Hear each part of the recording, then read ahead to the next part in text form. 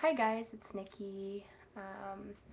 This is my second time doing this video because I decided to watch it before I uploaded it, and then it timed out and said something went wrong, and I got a little bit pissed off about it, but whatever.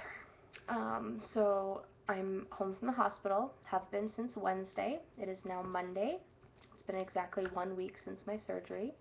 I'm going to do two videos today, one telling about my hospital stay, and then the second one to do my first 1 week update.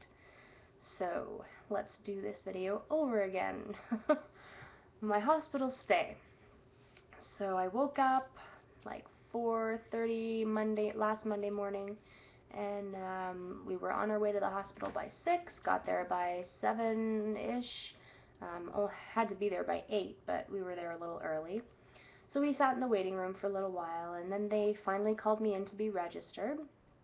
Then they gave me a couple of gowns and a hairnet and some little booties to put on. And then they made me put all that stuff on and then go and sit in the waiting room again with all these other people sitting there staring at me. Like, come on, people, do you really have to like stare at me the whole time I'm sitting there? But whatever.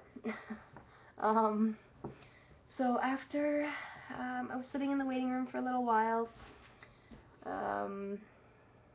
it was so awkward too, because you have nothing on under these gowns, and you just know people. I mean, there's other people in there wearing the same thing, but just some people just like have no decency. Like, they just stare at you and stare at you. Like, this one lady was looking at me, and I just stared at her back, and she didn't even look away. It was like the craziest thing. Like, I kept thinking like there was something wrong with me or something, but whatever. I didn't really care. George was taking pictures of me, and I was so like having so much fun in this ridiculous outfit. So anyway, we waited in the waiting room maybe 45 minutes or so, and then they finally called me as well as 4 other people who were having surgery but not gastric bypass, just other operations like gallbladder removal or whatever. They trucked us all down to the ER in the basement, brought us to another waiting room. We were there for maybe 5 minutes, and then my surgeon came in and said that he was ready to go.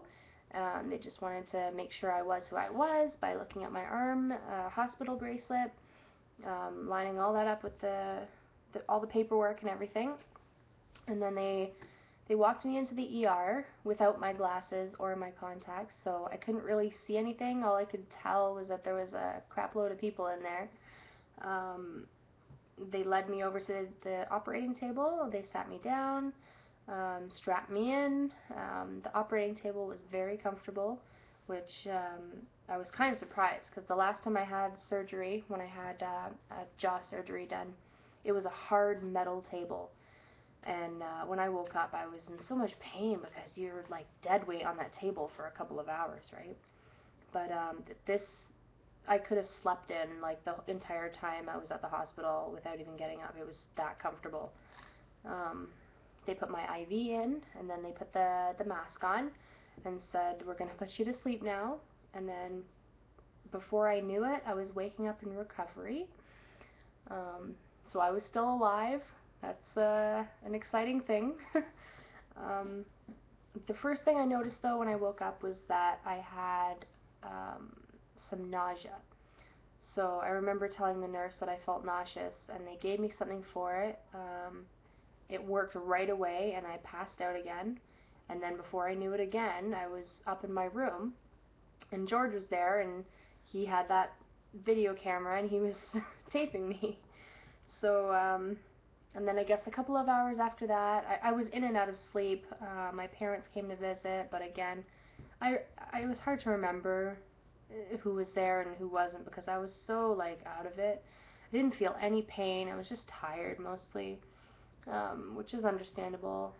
I didn't have dry lips, dry mouth, nothing, even though they were giving me ice chips, but it was more just for something to do to have the ice chips. But my mouth wasn't dry, my throat was a little sore, but that's it was fine. It wasn't anything like I've heard other people say. So then a couple hours after that, they gave me my first meal, which was chicken broth and lemon jello. And they also gave me tea, which I didn't drink, but the jello and the um, chicken stock went down awesome. Like, I ate the whole thing. It did take me a couple of hours, but I got it all in, which is good.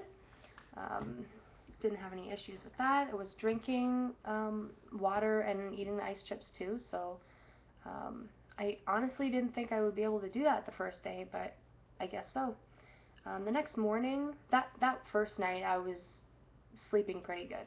I know they wake you up every couple of hours to take your vitals, but other than that, everything was fine. So the next morning, I had the exact same thing, the broth and the jello, and they gave me tea, but I didn't drink it. Just didn't have a taste for it. I think it's because they gave you, you know, that sugar twin stuff, and I put it in there, and then I don't like the taste of it. It has like a bitter taste, so it kind of ruined the teas for me. I don't know why I kept putting it in the tea. I should have just drank it plain, but whatever. So I had that for breakfast the next morning, and then they gave me full fluids for lunch. So I had yogurt, milk, it was like a cream of mushroom soup, and then for dinner I had the same thing, except instead of yogurt I had cottage cheese, which was awesome because it was something I could actually chew. I'm surprised you're actually allowed to have cottage cheese after surgery, or so soon after surgery, because it's like, it's chunky, right?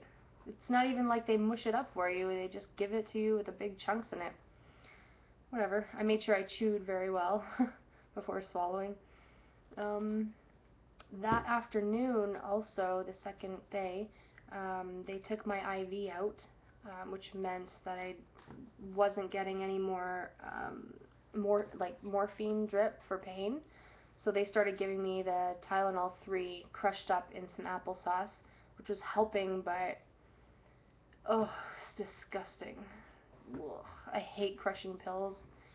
It just, ugh, I'm sorry, it turns my stomach. Like, I try to take it like that, but I just can't. It's so gross. Like, I try to swallow it, it makes me like gag. That's how bad it is, but I managed to get it in. It took me a while though. They're like, just do it in one big mouthful. I'm like, no, no freaking way. It will never go down if I try that.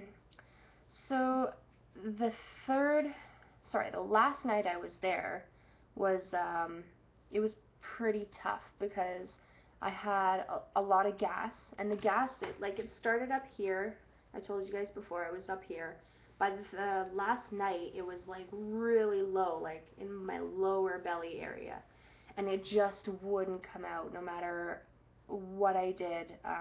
I was up walking around so much. I loved walking. Walking was like awesome. It was so much better than just laying in bed. So I did all the walking, but the gas wasn't coming out. I went to the bathroom so many times to try to, I don't know, whatever. I tried laying on my side for most of the night, and that was the most comfortable for me because some of the gas came out when I was laying on my side, but for the most part, it didn't come out until I was at home anyway. But that was my last night, so it was kind of rough, but yeah, it was alright. Something else I wanted to mention was that my surgeon, Dr. Hagen, he came to see me every single day, every morning that I was in the hospital, as well as the medical internist. He came to check on me. But Dr. Hagen is so awesome. Like, he would come in, say, hi, how you doing, and sit down on the edge of my bed, and we'd chat for a while to see how I was doing, and if I had any issues, if I had any concerns, if I had any questions. It was great. It wasn't just a quick, hi, bye, how you doing, that's it, bye. He came and sat with me and talked with me, and I just thought that was super awesome. And he did it every single day. Like, I think after surgery I probably saw him like 4 or 5 times. Sometimes he would be in there twice in one day. I guess he would like pop in after each surgery, or I don't know. But I just thought it was awesome. Like just I can't believe like how great he is. Um, my nurses were fabulous. My nighttime nurse, I wasn't a super fan of because she kept waking me up to take my vitals, but I mean, I understand that. She was nice as pie. My daytime nurse was amazing. Like, she friggin' loved me and George.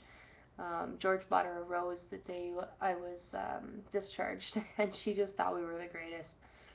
Um, I'm gonna miss her. Like, she would be like a family friend to me if we if we kept in touch. But yeah, she was great. So overall, I had a great hospital experience. Um, I was glad to get to go home, obviously, because I did miss my own bed.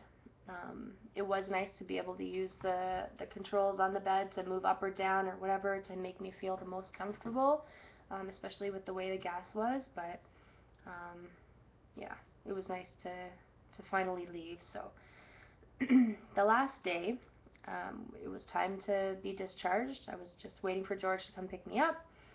Um, we checked out at the front desk. I had my prescription already picked up. My parents picked it up for me.